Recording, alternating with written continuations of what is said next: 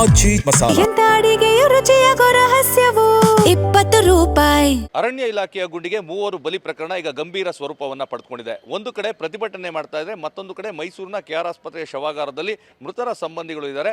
ಮೃತರ ಅಂತಿಮ ದರ್ಶನವನ್ನು ಪಡಿಬೇಕು ಅಂತ ಬಂದಿದ್ದಾರೆ. ಆದರೆ ಅದಕ್ಕೂ ಸಹ ಅವಕಾಶ ಕೊಡ್ತಾ ಇಲ್ಲ ಅನ್ನೋ ಒಂದು ಆರೋಪ ಕೇಳಿ ಬಂದಿದೆ. ನಾನೀಗ ಮೈಸೂರಿನ ಕೆಆರ್ ಆಸ್ಪತ್ರೆಯ ಶವಾಗಾರದ ಬಳಿ ಇದ್ದೇನೆ. ನೀವು ನೋಡ್ತಾ ಇರ್ಬೋದು, ಮೃತರ ಸಂಬಂಧಿಕರು ನಿನ್ನೆ ರಾತ್ರಿಯಿಂದ ಮೈಸೂರಿನ ಈ ಒಂದು ಕೆಆರ್ ಆಸ್ಪತ್ರೆಯ ಶವಾಗಾರದ ಬಳಿ ಇದ್ದಾರೆ.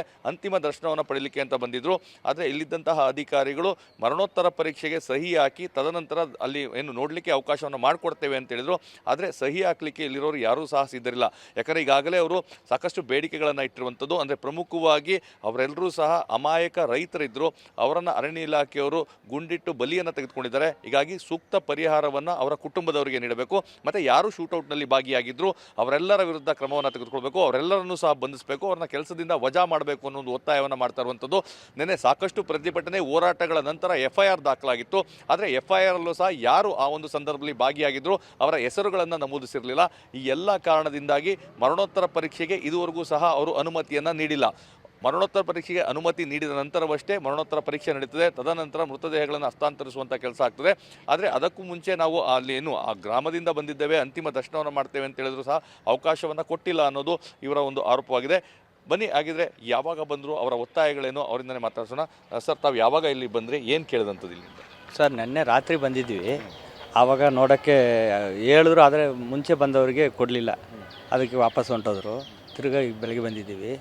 ಇದು ಏನಂದರೆ ಅರಣ್ಯ ಇಲಾಖೆಯವರು ಮಾಡಿರೋದು ಕೊಲೆ. ಇದು ಶೂಟೌಟ್ ಅಲ್ಲ, ಕೊಲೆ.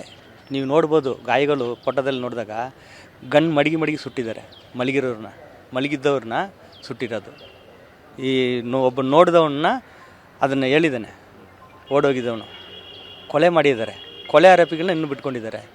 ನಾವು ಯಾವುದೇ ಕಾರಣಕ್ಕೂ ಶವಗಾರದಿಂದ ತಗೊಂಡು ಹೋಗಲ್ಲ, ಪೋಸ್ಟ್ ಮಾರ್ಟಮ್ ಮಾಡಲ್ಲ. ಈಗ ಪರೀಕ್ಷೆಗೆ ಬಂದಿದ್ದೀವಿ ಅಷ್ಟೇ. ಆದರೆ ಅವ್ರನ್ನ ಅರೆಸ್ಟ್ ಮಾಡೋ ತನಕ, ನಮ್ಮ ಈಡೇರಿಕೆಗಳು ಬೇಡೋ ತನಕ ನಾವು ಅಂತೂ ಧರಣಿ ಮುಂದುವರಿತದೆ. ಸರ್, ಎಲ್ಲ ವಿಚಾರ ಎಲ್ಲರೂ ಮಾತಾಡಿದ್ದಾರೆ, ಅದೆಲ್ಲ ಇರಲಿ. ಇವಾಗ ನಾನು ಮುಖ್ಯಮಂತ್ರಿ ಅವರಿಗೆ ಒಂದು ಕ್ವಶನ್ ಮಾಡೋಕ್ಕೆ ಹೇಳ್ತೀನಿ, ಇಷ್ಟಪಡ್ತೀನಿ. ಅವರು ಪವರ್ ಮಿನಿಸ್ಟರ್ ಅಂತ ಹೆಸರು ಮಾಡಿದವರು. ಇಡೀ ದೇಶಕ್ಕೆ ಏನೇನೋ ಕತೆ ಕಟ್ಟಿದವರು ಎಲ್ರಿಗೂ ಗೊತ್ತು. ಅವರು ಕಾಂಗ್ರೆಸ್ಸಲ್ಲಿ ಏನೇನೋ ಮಾಡಿದ್ದಾರೆ, ಎಲ್ರಿಗೂ ಗೊತ್ತು. ಆದರೆ ಈ ವಿಚಾರಕ್ಕೆ ಅವರು ಇಷ್ಟು ಪ್ರಾಬ್ಲಮ್ ಆಗ್ತಾ ಇರೋದಕ್ಕೆ ಅವರನ್ನು ಬಂಧಿಸೋಕ್ಕೆ ಕೆಪಾಸಿಟಿ ಇಲ್ವಾ ಸರ್? ಅವರಿಗೆ ಕೆಪಾಸಿಟಿ ಇದೆಯಾ ಇಲ್ವಾ ಸರ್? ಹಾಗಂದರೆ ಒಂದು ಅವ್ರ ಪರವಾಗಿ ಅವ್ರು ಇದ್ದಾರಾ, ಇಲ್ಲ ಕೆಪಾಸಿಟಿ ಇಲ್ವಾ? ಯಾವುದಾದ್ರೂ ಒಂದು ಆನ್ಸರ್ ಕರೆಕ್ಟಾಗಿ ಅವ್ರು ಕೊಡಬೇಕು. ನಾನು ಅವ್ರನ್ನು ಬೇರೆ ರೀತಿ ಮಾತಾಡ್ತಾ ಇಲ್ಲ. ಅವರು ಒಂದು ಪವರ್ ಅಂತ ಎಲ್ಲ ಜಾಗದಲ್ಲೂ ಯೂಸ್ ಮಾಡಿದಾರಲ್ಲ, ಆ ಪವರ್ ಇಲ್ಲಿ ಎಲ್ಲಿ ಹೋಯ್ತು? ಸಾರಿ, ಈ ರೀತಿ ಯಾರಾದರೂ ಒಬ್ಬರು ಮಾಡಿದರೆ, ನಾವು ಯಾರಾದರೂ ಮಾಡಿದರೆ ಇಷ್ಟು ಟೈಮ್ ಬೇಕಿತ್ತಾ ಸರ್? ನೀವೇ ಹೇಳಿ, ಇಷ್ಟು ಟೈಮ್ ಬೇಕಿತ್ತಾ?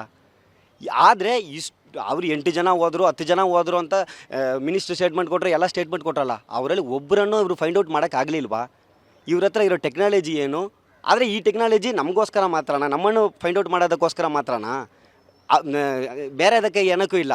ಅದೇ ರೀತಿ ಇವಾಗ ಬೇರೆದು ಅರಣ್ಯ ಪ್ರದೇಶದಿಂದ ಬರೋ ಪ್ರಾಣಿಗಳು ಇಲ್ಲಿ ಒಳಗಡೆ ಬಂದರೆ ಅದರದ್ದೇನು ಸಮಸ್ಯೆ ಇಲ್ಲ, ಆವಾಗ ಪ್ರಾಣಿಗಳು ಮುಖ್ಯ. ಮನುಷ್ಯರು ಏನಾದರೂ ಒಳಗಡೆ ಇದ್ದರೆ ಆವಾಗ ಮನುಷ್ಯರು ಮುಖ್ಯ ಅಲ್ಲ. ಯಾವ ರೀತಿ ಸರ್ ನ್ಯಾಯ? ಸರ್, ದನ ಮಿಸ್ಸಾಗಿ ಹೋಗಿತ್ತು ಸರ್. ಅದಕ್ಕೆ ಒಬ್ಬರು ಹೋಗಿ ಹುಡ್ಕೋಗಿ ಬರೋಕ್ಕಾಗಲ್ಲ. ಅದಕ್ಕೆ 4 ಜನ ಅವರು ರಿಲೇಷನ್ಗಳೇನೆ ಹೋಗಿರೋದು ಸಿಗಲಿಲ್ಲ, ಟಯರ್ಡ್ ಆಯಿತು, ಅಲ್ಲೇ ಮಲಗಿದ್ದ ಜಾಗದಲ್ಲಿ ಮಿಸ್ ಆಗಿದ್ದಾರಲ್ಲ, ಅವ್ರು ಕೊಟ್ಟಿರೋ ಸ್ಟೇಟ್ಮೆಂಟು, ಮಲಗಿದ್ದ ಜಾಗದಲ್ಲಿ ಅವರನ್ನು ಹಿಡಿದು ಶೂಟ್ ಮಾಡಿರೋದು, ಕೊಲೆ ಮಾಡಿರೋದು. ಈ ವಿಚಾರ ಇದೆಲ್ಲ ಇನ್ನೂ ಮುಖ್ಯಮಂತ್ರಿಗೆ ಗೊತ್ತಿಲ್ವಾ? ಒಂದು ದಿನ ಪೂರ್ತಿ ಇಷ್ಟು ಪ್ರೊಟೆಸ್ಟ್ ನಡೀತಾ ಇದೆ, ಏನೇನು ನಡೀತಾ ಇದೆ ಅನ್ನೋದು ಅವ್ರಿಗೆಲ್ಲ ಗೊತ್ತು. ಅವರು ಪವರ್ ಇವಾಗ ಎಲ್ಲಿ ಹೋಯ್ತು? ಅದೇ ನನ್ನ ಕ್ವಶನು.